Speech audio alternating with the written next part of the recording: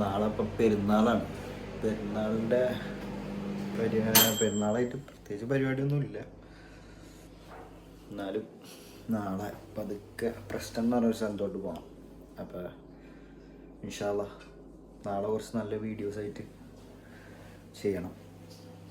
Okay. അപ്പോൾ പെരുന്നാൾ നിസ്കാരം കഴിഞ്ഞിട്ട് പ്രസ്റ്റണിൽ ഇങ്ങനെ ജസ്റ്റ് ഫുഡ് അടിക്കാൻ പോകണം. പിന്നെ അവിടെ ടൈം കിട്ടണമെങ്കിൽ എന്തെങ്കിലും ഒരു വീഡിയോ എടുക്കണം. അതാണ് പരിപാടി. പെരുന്നാൾ നിസ്കാരത്തിന് പള്ളിയിൽ പോകാനുള്ള പരിപാടിയായിട്ട് നിൽക്കാം. ഇൻഷാ അല്ലാഹ് പള്ളിയിലോട്ട് വിട്ടിട്ട് വേണം ബാക്കി കാര്യങ്ങൾ. എങ്ങനെ പരിപാടി പോകാനൊന്നും അറിയില്ല. എന്തായാലും നോക്കണം. ഫസ്റ്റ് ഒരു ചായ കുടിക്കണം. ചായ കുടിച്ചതിന് ശേഷം ബാക്കിയുള്ള കാര്യം. അമിനെ എന്തുണ്ടാക്കണേ? ചായ? യെസ്, അങ്ങനെ ഇതാട്ടോ നമ്മളെ പെരുന്നാൾ ഔട്ട്ഫിറ്റ് ഗൈസ്. അങ്ങനെ എല്ലാവരും അഭിപ്രായം പറയട്ടോ. കൊള്ളാം കൊള്ളാം, നൈസാണോ? ഓക്കെ. അപ്പം നമുക്ക് ഇനി പള്ളിയിൽ പോകണമെങ്കിൽ മുന്നേ ഓരോ ഗ്ലാസ് ചായ കുടിക്കാതെ. ബ്രിട്ടീഷ് ചായയാണ് ഗൈസ്. ബ്രിട്ടീഷ് ചായ ചായക്ക് അതിനൊക്കെ നാട്ടിൽ തന്നെ പോകണം. അടിച്ച ചായ അതിനോട് ഒക്കുവോ? ഏത് ഒക്കൂല. പക്ഷെ ഇതിപ്പോ നമുക്കിപ്പോ സമാപറിൽ അടിക്കാനൊന്നും കഴിയൂല. അതായത് നമുക്ക് എളുപ്പപ്പണി ഇതേ പറ്റുള്ളൂ. നമുക്ക് വേഗം ചാർജ് നോക്കാം. പള്ളി കഴിഞ്ഞിട്ട് ബാക്കി ഫുഡ് എന്തെങ്കിലും കഴിക്കാൻ പുറത്തുനിന്ന്. പിന്നല്ല, എന്ത് കഴിക്കും? മട്ടൻ മന്തി വേണോ, ബീഫ് ബിരിയാണി വേണോ, എന്ത് കഴിക്കും നമ്മള്. അതെ അതെ. അപ്പൊ നമുക്ക് ചായ കുടിച്ചിട്ട് കാണാം. ബൈ.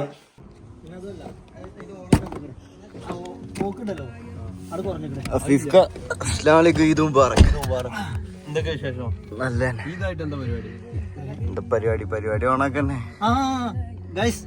അപ്പൊ നമ്മളെ ആളുകൾക്ക് അറിയാൻ അറിയില്ല, നമ്മളെ സ്വന്തം ഷെഫ് ഹഫീഫ് ഫ്രം മലപ്പുറമാണ്. അപ്പോ നമ്മള് മൂന്നാളും കൂടി ഇപ്പൊ പള്ളിയിൽ പോവാണ്. അവിടെ ചെന്നിട്ട് നമുക്ക് ഒരാളും കൂടി കാണാനുണ്ട്. അപ്പൊ നമുക്ക് പള്ളിയിൽ പോയിട്ട് അവിടുത്തെ വിശേഷങ്ങളൊക്കെ കാണാം. ഇതാണ് നമ്മളെ UK പെരുന്നാള്.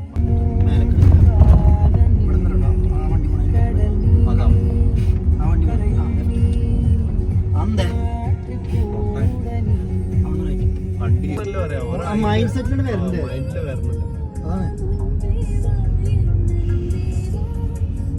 അതാണ് മൂല്യാരും നമുക്ക് അയച്ചു തന്നത് 6:45 നമ്മുടെ നാട്ടിലുള്ള പോലെ ഹൈവേ പോലെ മോട്ടോർവേ മണിക്കൂട്ടോ പ്രസ്റ്റണിലോട്ടുള്ള യാത്രയിലാണ്. ഗൈസ് ഇന്ന് പെരുന്നാൾ നിസ്കരിക്കാൻ വേണ്ടിയിട്ട് പ്രസ്റ്റണിലത്തെ പള്ളിക്കല്ലേ, സിറ്റി മോസ്കിലോട്ടാണ് പോണത്. നാട്ടിൽ പെരുന്നാൾ നിസ്കാരമൊക്കെ അല്ലേ, എന്തായിരുന്നൊക്കെ മിസ്സായിട്ടുണ്ട്, ഭയങ്കരമായിട്ട് മിസ് ചെയ്യുന്നുണ്ട്.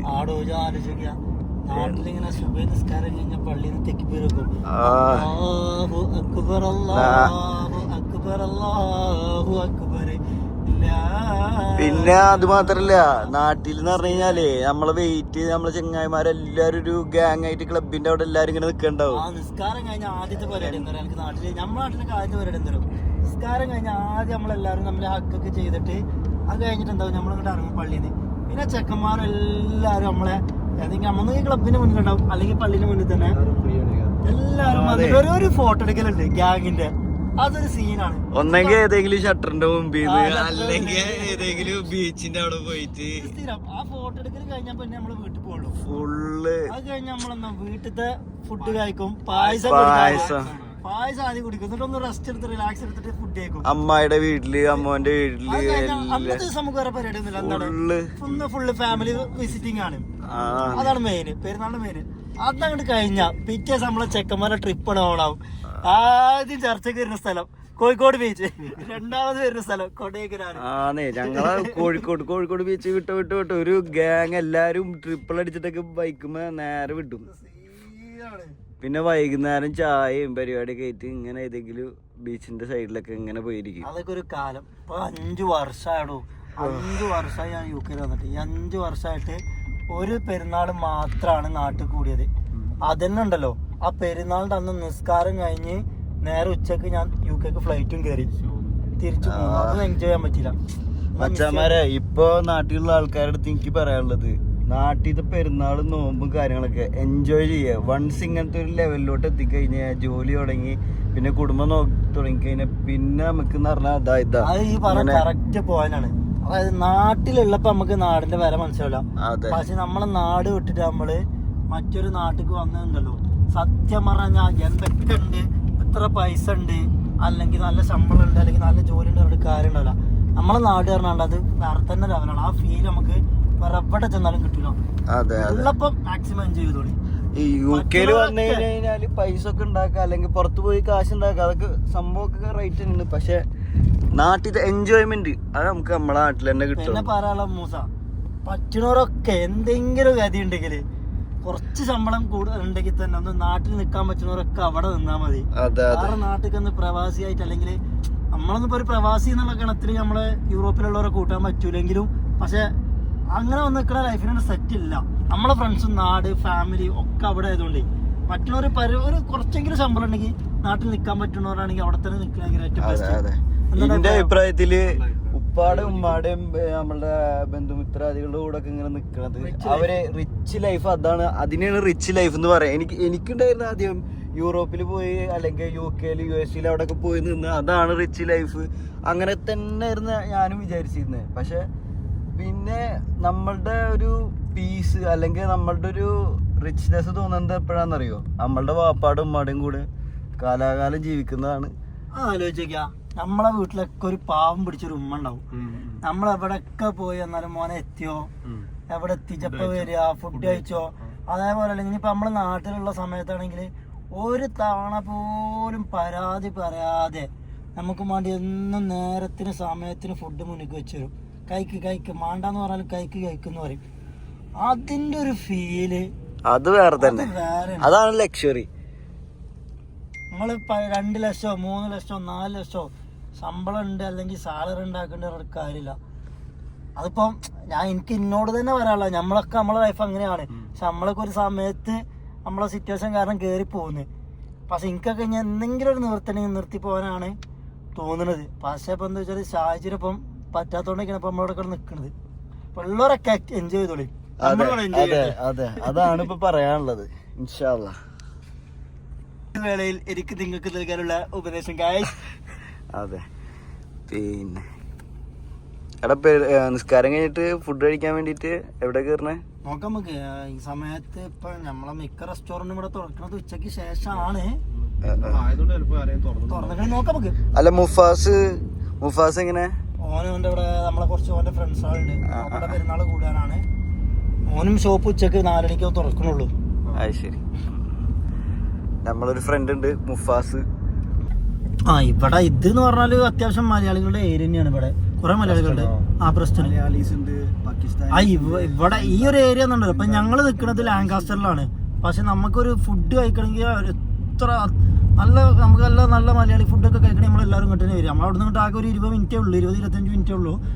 പിന്നെ ഇവിടെ എന്ന് പറഞ്ഞു കഴിഞ്ഞാല് ഒരുപാടുണ്ട്, ഇഷ്ടം പോലെ മലയാളി റെസ്റ്റോറന്റ്. ഇപ്പൊ ഫുഡ് സ്പോട്ട് കുറെ ഉണ്ട്. ഇപ്പൊ മെയിൻലി ആണെങ്കിൽ എല്ലാവർക്കും ഇഷ്ടമുള്ള ഒരു സ്പോട്ടാണ് ഹൗസ് ബേക്കലിന്. പിന്നെ അതേപോലെ മഹാറാണി ഉണ്ട്. പിന്നെ ഏതൊക്കെയുള്ളത്, മലബാർ തട്ടുകടുണ്ട്, പിന്നെ ശരവണ ഭവൻ ഉണ്ട്, ജോയ്സ് കിച്ചൺ ഉണ്ട്. ജോയ്സ് കിച്ചന്റെ പുതിയ തുടങ്ങിയിട്ടുണ്ട്, ഈറ്റിന് തുടങ്ങുന്നുണ്ട്. പിന്നെ മാസ് ഉണ്ട്, പിന്നെന്താ കുറെ ഉണ്ട് കേട്ടോ, ഇഷ്ടം പോലെ ഉണ്ട്. പിന്നെ അതിനൊക്കെ പുറമെ നമ്മളെ തുർക്കിഷിന്റെ ഷോപ്പുകളൊക്കെ ഉണ്ട്, ദമസ്കസ്, ജഫ, അതൊക്കെ അവിടത്തെ ഫുഡ് കിട്ടുന്ന ഫുഡാണ്. അങ്ങനെ കുറെ ഉണ്ട്. അതെ, കുനാഫ ഒക്കെ കിട്ടുന്നത്, അത് നല്ല ഷോപ്പാണ്. അത് പേര് തന്നെയാണ് ജഫന്റെ ഡെസേർട്ട് ഷോപ്പ്. അതൊക്കെ അവിടെ നല്ല അടിപൊളി ഫുഡൊക്കെയാണ്. അങ്ങനെ ഒരു ഫുഡ് അങ്ങാടിയൊക്കെ പറയാൻ പറ്റിയ ഒരു ചെറിയ മിനി ഫുഡ് അങ്ങാടിയാണ് ഇവിടെ. വണ്ടി നമുക്ക് സിറ്റി മോസ്കിന്റെ അവിടെ തന്നെ പാർക്ക് ചെയ്യാം. ജനസാഗരാണ് ഇവിടെ, ജനസാഗരം. ഇവിടെ അല്ല, എന്താ പള്ളിയിലോട്ട് കയറാൻ പറ്റിയാൽ മതിയായിരുന്നു, ഉള്ള ആൾക്കാരായിട്ട്. ആൾക്കാരൊക്കെ പുറത്തല്ല നിൽക്കണേ. ഇതാണ് പ്രസ്റ്റൺ സിറ്റി മോസ്ക്.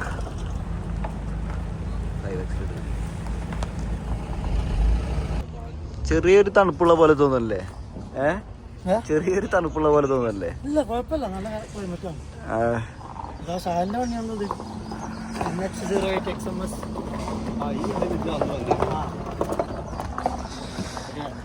അല്ല അന്റെ പേര് അഫീഫ് ഷർട്ട് മാറ്റണേ. അപ്പൊ അഫീഫ് ഷർട്ട് മാറ്റുന്ന വീഡിയോ നിങ്ങൾ കാണാൻ പോകുന്നത്. അഫീഫിന്റെ നഗ്നതാ പ്രദർശനം.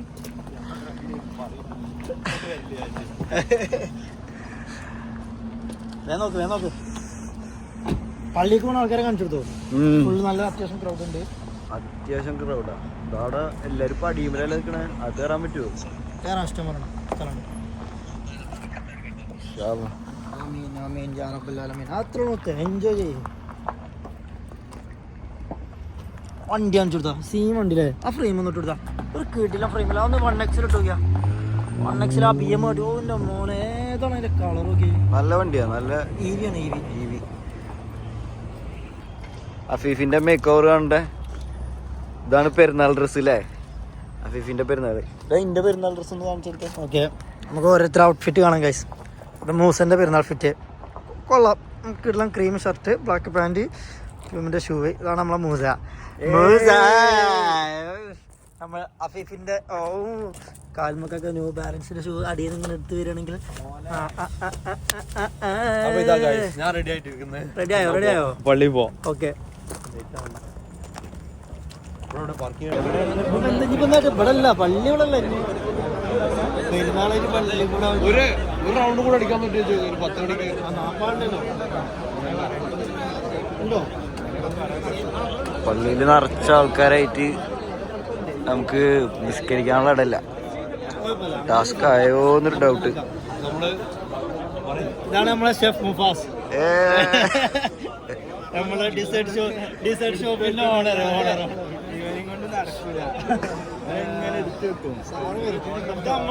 നമ്മളെ സ്വന്തം സൊഫാനിക്ക ഇവിടുത്തെ മെയിൻ ആണ്. പ്രസ്റ്റെല്ലാം മെയിൻ ആണ്. ആരെന്താവശ്യത്തിലും സൊഫാനിക്ക ഞങ്ങളോ നമ്മളെ ഫ്രണ്ട് ഷഹൽ നമ്മുടെ പ്രസ്റ്റല്ല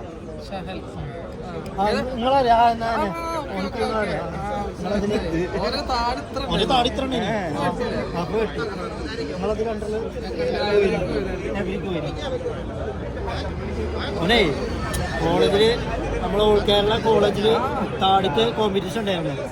ഫസ്റ്റ് അടിച്ചോണോ?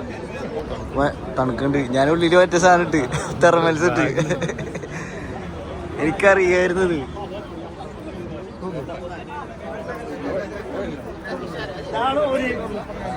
UK ഒരു വർഷം അത്ര ഇങ്ങനെ നടന്നേ ഈ താടിയില്.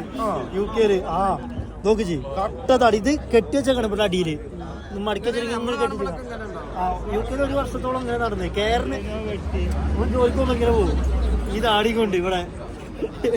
ഇത് പിന്നെ വെട്ടി നോക്കിച്ച് ഇങ്ങനെ കെട്ടി വെച്ചേക്കും.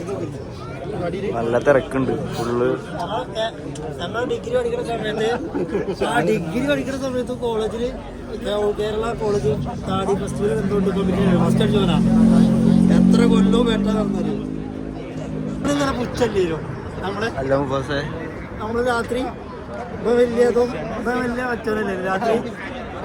എന്താ പറഞ്ഞേ? കണ്ടോ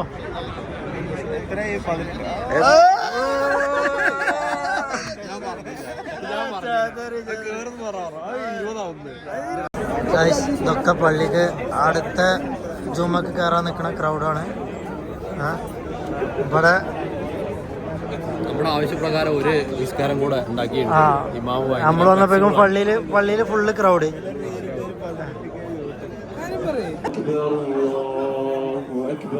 അപ്പം പെരുന്നാളിന്റെ വിശേഷങ്ങളൊക്കെ ഇതൊക്കെയാണ്.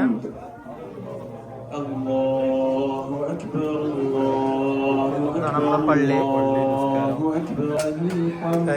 ഇതാണ് പള്ളിന്റെ ഉള്ളത്തെ ഡീറ്റെയിൽസ് ഒക്കെ. ഓക്കെ എല്ലാരും ഓക്കെ ആ പോരോ. ഇതാണ് നമ്മളെ പള്ളി. തക്ബീർ അവിടെ ചെല്ലുണ്ട്.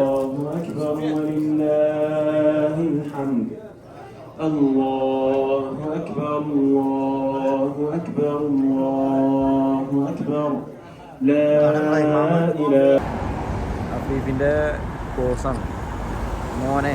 ജതി പോസ്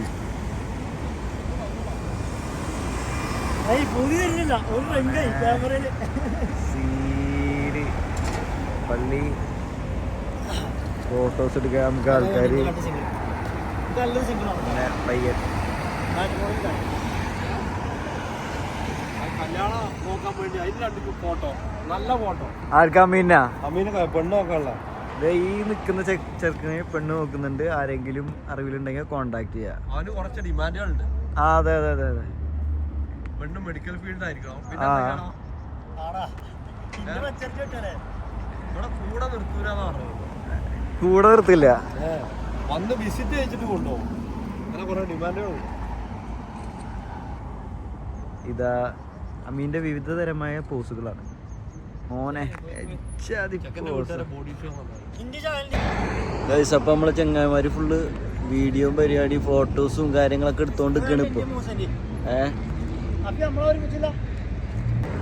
പള്ളിയിലത്തെ ആൾക്കാരൊക്കെ പോയി, നമ്മളിപ്പോഴും ഇവിടെ ഫോട്ടോ എടുത്തോണ്ട് നിൽക്കുക.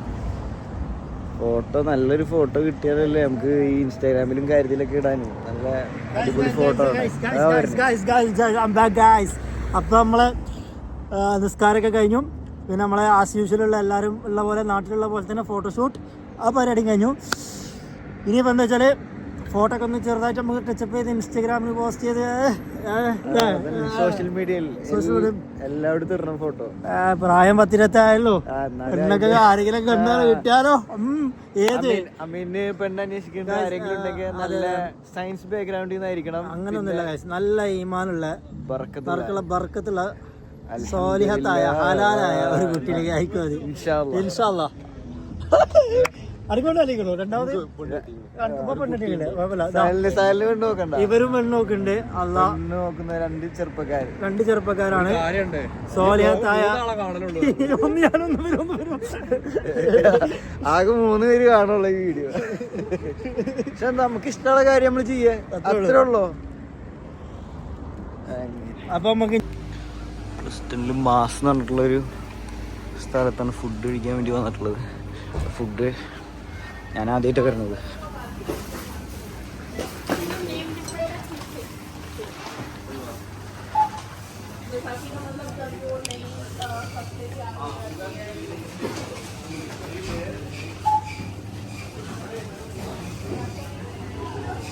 എന്താ മേടിക്കണേ?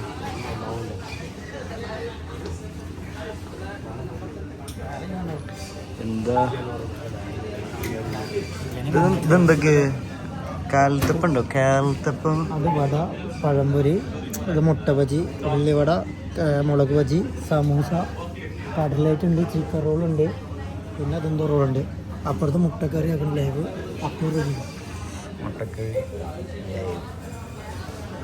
പൊറോട്ട ഉണ്ടല്ലോ, മസാല ദോശ. അതൊന്നും വിഷയമല്ല, നമ്മൾ കഴിക്കണ പോലെ തന്നെ നമ്മൾ കഴിക്കണം. മനസ്സിലായോ? അതാണ് അതിൻ്റെ ഒരു ഇത്. മസാല ദോശ പെരുന്നാൾ നിസ്കാരം കഴിഞ്ഞിട്ട് മസാല ദോശ നമ്മൾ അടിച്ചുകൊണ്ടിരിക്കുകയാണ്. എവിടെ അഫീഫ് എങ്ങനെയുണ്ട് മസാല ദോശ? അടിപൊളി സാധനമല്ലേ? ഷെഫ് പറഞ്ഞാൽ പിന്നെ നമുക്കൊന്നുമില്ല, അത്രേ ഉള്ളൂ. അങ്ങനെ നല്ല അടിപൊളി സാധനം, കുഴപ്പമൊന്നുമില്ല. മീനൊന്നും പറയാനില്ല, തിന്നോണ്ടിരിക്കാണ് ഫുള്ള്. കഴിക്കുമ്പോൾ സംസാരിക്കാൻ പാടില്ല. എനിക്ക് ഈ വീഡിയോ എടുക്കണ കാരണമാണ് കഴിക്കാനും പറ്റില്ല. അപ്പോൾ ഗൈസ് അങ്ങനെ പരിപാടിയൊക്കെ കഴിഞ്ഞു. പ്രസ്റ്റനിൽ പോയി നിസ്കരിച്ചു, തിരിച്ചു പോന്നു. ഫുഡ് കഴിച്ചതിൻ്റെ ഇടയിൽ ലൈറ്റായിട്ട് പിന്നെ അതിൻ്റെ ഇടയിൽ കുറേയൊക്കെ വീഡിയോ എടുക്കാണ്ടായിരുന്നു, ഒന്നും പറ്റിയൊന്നുമില്ല. വേറെ കുറേ വീഡിയോസ് ഇതൊക്കെ തന്നെയായിരുന്നു. ഇങ്ങനെ ഡേ ഇൻ ലൈഫ് അങ്ങനത്തെ ഒരു വീഡിയോ ആണ് ഞാൻ ഉദ്ദേശിക്കുന്നത്. ഇൻഷാ അല്ലാഹ് എങ്ങനെയാണ് പോകണമെന്ന് നോക്കട്ടെ. അങ്ങനെ ഭയങ്കര ക്ഷീണം, അപ്പം ഒന്ന് ഉറങ്ങണം. ഫുഡൊക്കെ കഴിച്ച് നേരത്തെ എണീച്ചിട്ടുണ്ട്. ഒരു 7 മണിക്ക് എണീച്ചിട്ടുണ്ടായിരുന്നു. അപ്പോൾ നല്ല ക്ഷീണമുണ്ട്. നാളെ ആണെങ്കിൽ വർക്കുണ്ട്. അപ്പോൾ ബൈ. അടുത്ത വീഡിയോ ഇതേപോലെ എന്തെങ്കിലും വീഡിയോ ചെയ്യുമ്പോൾ ഇൻഷാ അല്ലാഹ് അപ്പോൾ കാണാം. ബൈ.